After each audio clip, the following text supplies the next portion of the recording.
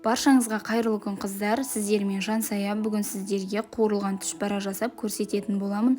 Міндетті түрде видеоны соңына дейін көріп, менімен бірге болыңыздар.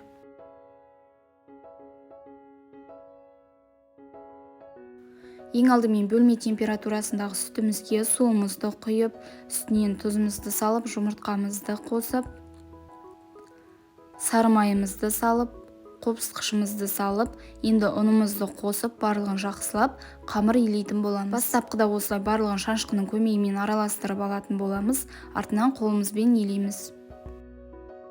Кішкене ұнымызды қоса отырып, осылай жақсылап қамыр илеп алатын боламыз. Біздің қамырымыз дайын, енді оны 15 минутқа тындырып қоятын боламыз. Енді нанымыз тынғаннан кейін осылай барлығын жайып алатын боламыз. Салмасын алдын ала пісіріп дайындап қоямыз. Нанымызды қатты қалың немесе қатты жұқа етпей, бір тегіс етіп, осылай видеода көрсетілгендей етіп жайып шығатын боламыз.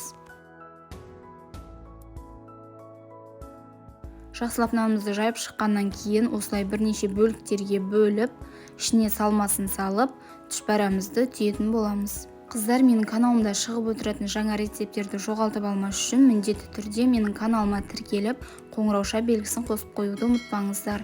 Және де менің видеом ұнаған болса, міндетті түрде лайк басып кетуді ұмытпаңыздар.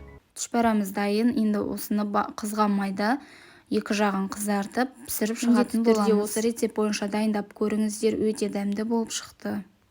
Екінші жағында дәл осылай қызартып пісіріп шығатын боламыз.